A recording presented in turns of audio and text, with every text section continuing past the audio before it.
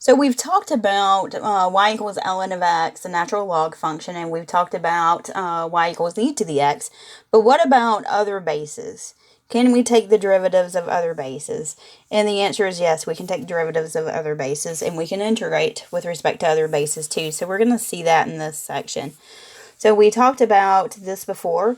We could take a to the x, and we can rewrite this in terms of base e just by rewriting this as e to the ln of a times x. All of this is the exponent of that e function.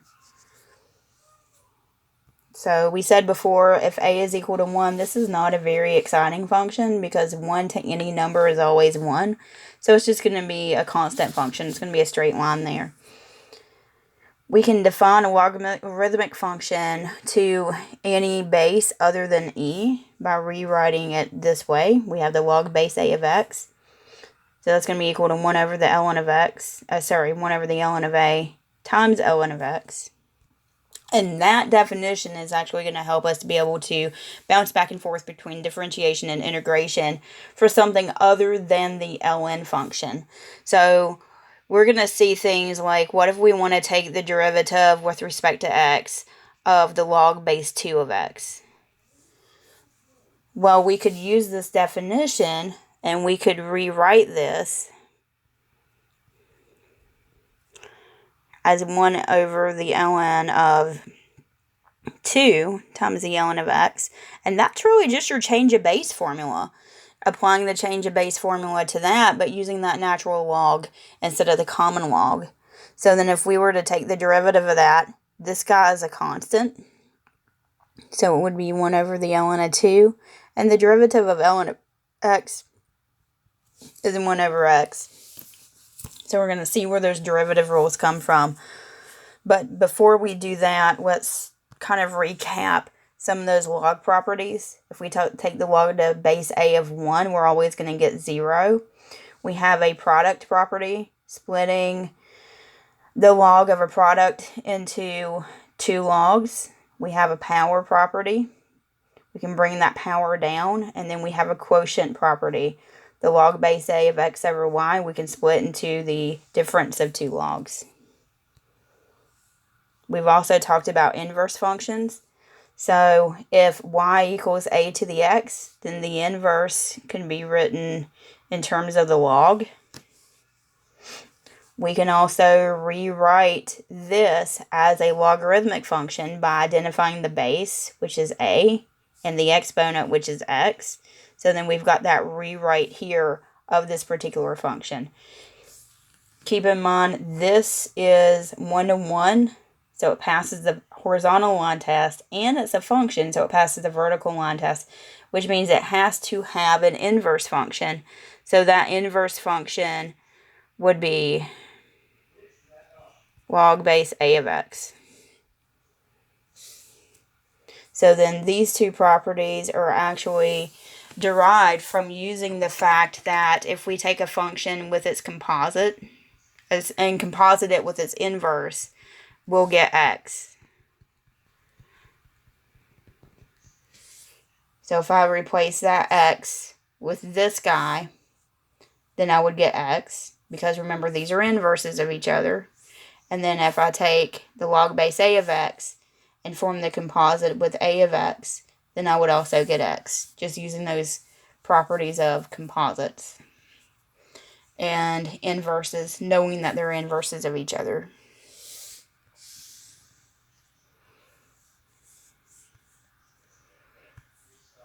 So then if we want to take derivatives of a to the x, then it's going to be a to the x times the ln of a. This comes about because we can rewrite that exponential in terms of the logarithmic, in terms of the natural log function. So let me show you where that guy's coming from. Let's do it on a new page.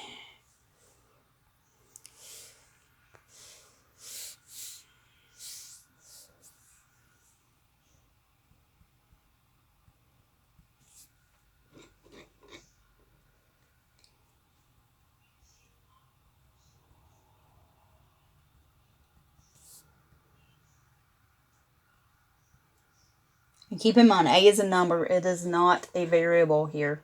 We're just saying it can be any number, and we want to take the derivative of that.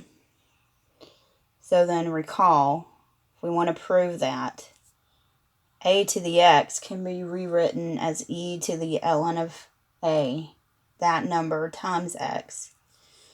So then if we want to take the derivative with respect to x of a to the x, that would be the same thing as taking the derivative with respect to x of e to the ln of a times x. And that's going to require a u substitution.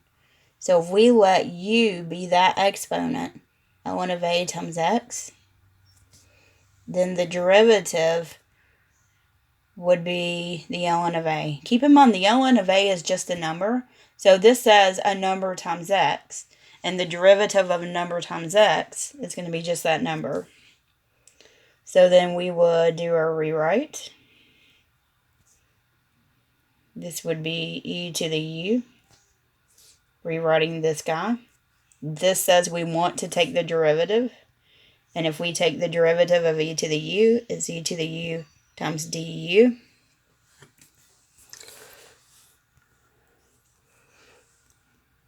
And then if we do our substitution, we would have e to the ln of a times x times the ln of a. Okay. But remember, we had a substitution for this guy also. We said up here that e to the ln of a times x is equal to a to the x. So that's a to the x ln of a. So there's our derivative. That's where that derivative rule comes from. It's just that substitution for a to the x in terms of e to the x.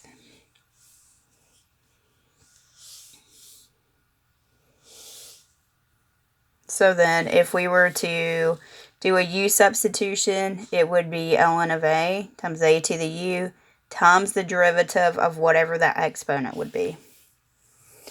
And then we could also think about that log base a of x. That comes from change of base. So just for fun, let's prove that one too.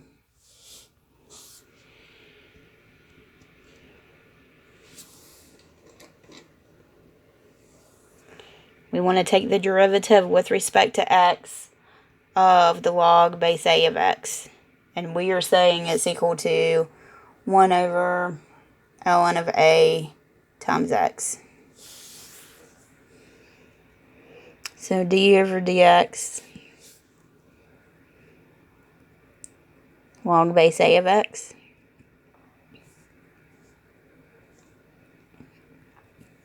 We can rewrite this as change of base.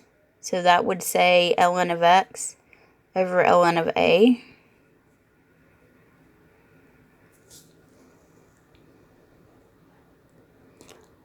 And I would want to rewrite that as 1 over ln of a. So that guy's just a number times the ln of x.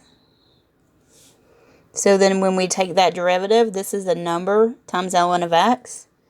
So it's going to be 1 over that number. So 1 over ln of a times the derivative of ln of x, which is 1 over x. And then we could put that together, multiply those fractions. So it's going to be ln of a times x in the denominator. So you can see where that guy's coming from. Likewise, u substitutions, if we want to take the log base a of u, it would be 1 over ln of a u times that derivative of u. So then integration for a to the x, if we wanted to integrate this side, we have to think about what we're missing. Because we ideally working backwards from this first one, working backwards. That's what we're thinking about now to get this guy. If we want to integrate a to the x, well, to integrate, you have to have that ln of a. So if we're missing that,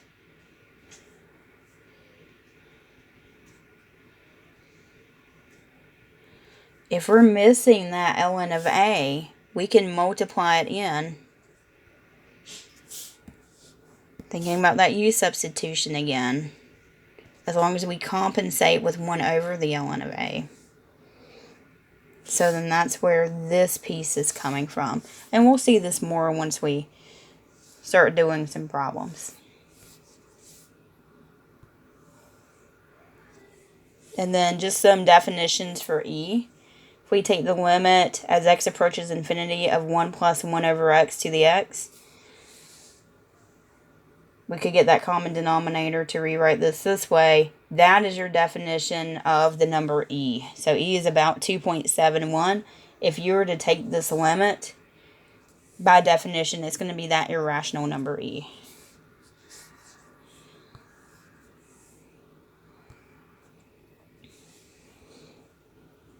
And then some other things we're going to see in this formula. Compound interest, continuous interest. Those are things that we've talked about in previous pre-calc classes. So we'll see some examples of those also. Those are fun. So let's start looking at some examples. In number 12, they want us to write the exponential equation as a logarithmic equation. And then vice versa.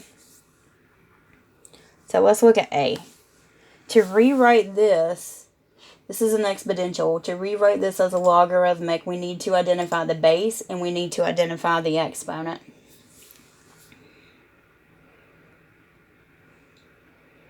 So here, the base is 27. The exponent is 2/3. So that argument has to be 9.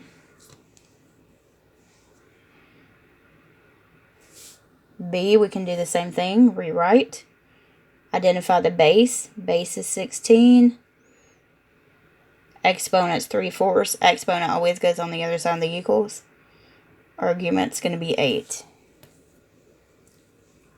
So remember the format. Log base of argument is equal to the exponent.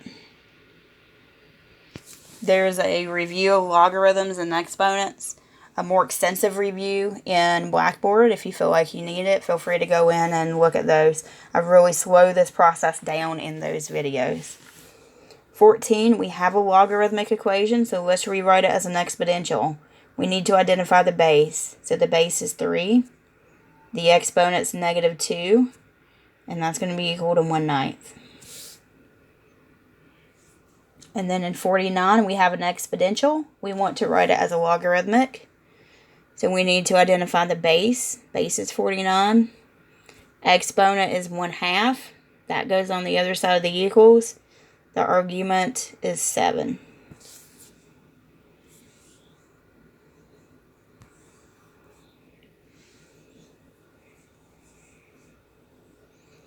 The next step, we want to talk about how to solve an equation, and we're just going to do a couple of these. I've done a lot more in a previous video. So let's look at number 25. Let's say we want to solve that. The first thing we need to do is simplify this. This is the log base 5 of 5 squared, and that's going to be 2. So this is x squared minus x is equal to 2. So then x squared minus x minus 2 is equal to 0. And we can solve this by factoring. So we're going to get 2 and we're going to get -1 for that one.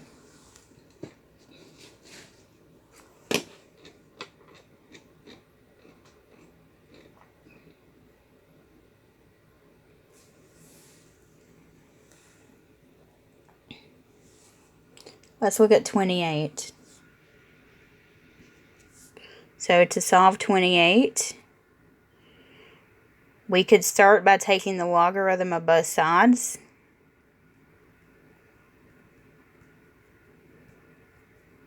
And the reason we would do that is that we can use that power property to bring that exponent to the front.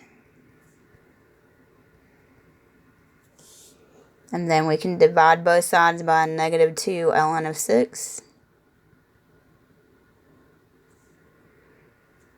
So that's going to leave us with x on the left.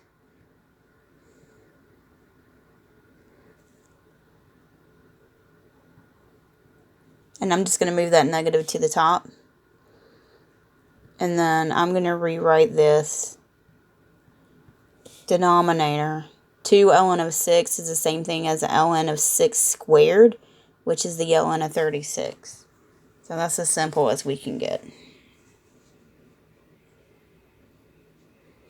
Let's do one more. Let's look at 34.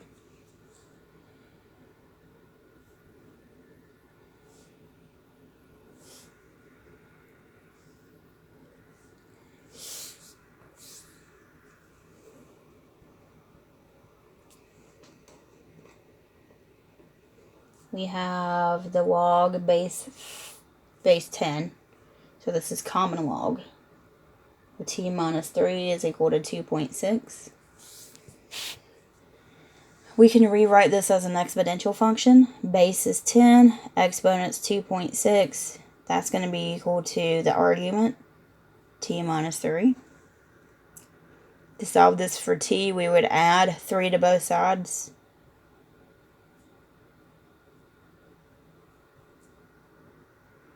And then we could type that in the calculator to get a decimal approximation.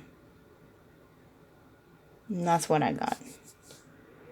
Now, you always want to check this in the argument. Anytime you switch from logarithmic to exponential, you open the door for extraneous answers. So as long as this is in the domain, we should be fine.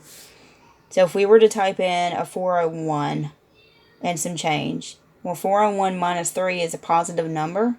So we can take the log of a positive number. So as long as we did everything algebraically here, then we should be good to go.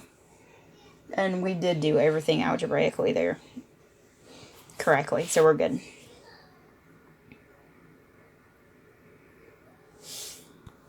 So now let's move on to finding some derivatives. And we'll do some of these for fun. Let's look at 39. We want to take the derivative of 4 to the x.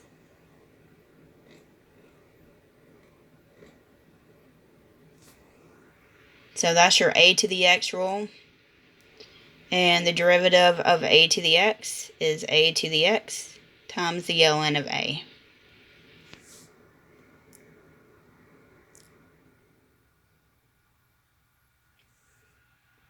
Let's look at 41. This one's a little bit more interesting. So we have 5 to the negative 4x. Let's do a u substitution. Let's let u be that exponent negative 4x. So du would be the derivative. We can do a rewrite. So this is y equals 5 to the u. The derivative would be 5 to the u times du. So then if we sub back in, we're going to have 5 to the negative 4x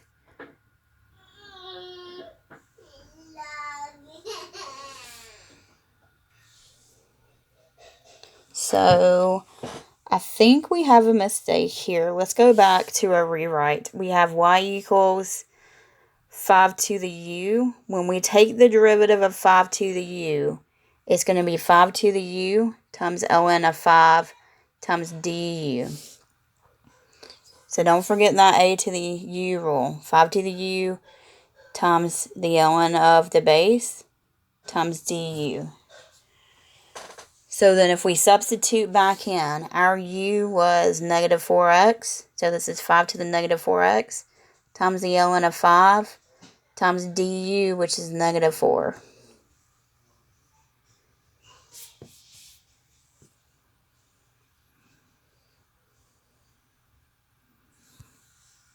So I'm going to rewrite this just a little bit.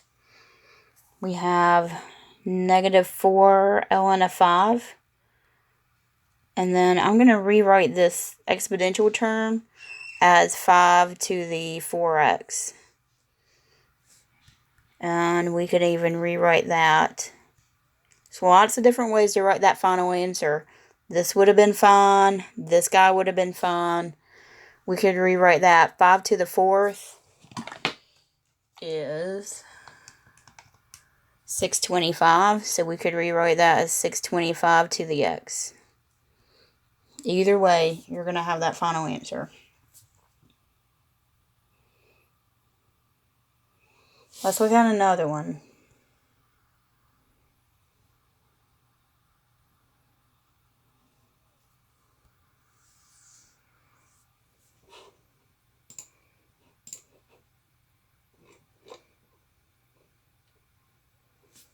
(43). We have f of x equals x 9 to the x. This is going to be a product rule. So the derivative is the first one times the derivative of the second. So 9 to the x, the derivative is 9 to the x times ln of 9. Plus the second one times the derivative of the first, which is 1. I'm going to factor that 9 to the x out. That's going to leave us with x ln of 9 plus 1.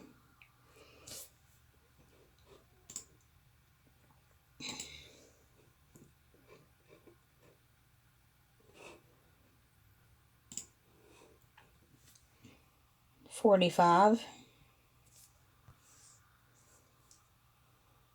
We have f of t is equal to negative 2t squared over 8t, 8 to the t. This is going to be quotient rule. Quotient rule says it's the bottom times the derivative of the top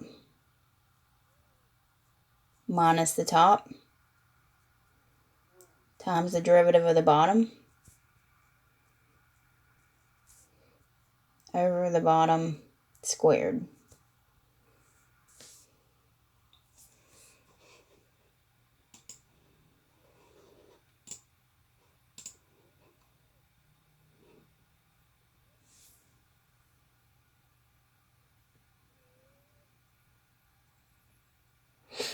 So we could factor an 8 to the t out of everything in the top. That's going to leave us with a minus 4t minus 2t squared ln of 8. And that's going to be over the 8t quantity squared. And you can see we can reduce these with that.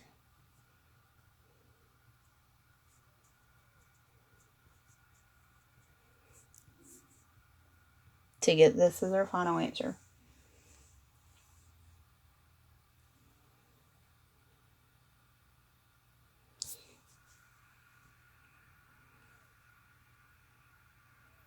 I think we may have a sign off. So it's bottom times derivative of the top minus the top. So we're missing the sign here. So minus the top times the derivative of the bottom over the bottom squared. So that minus negative would make this a positive, which would make this a positive. So watch your signs on these. It's really easy to miss one.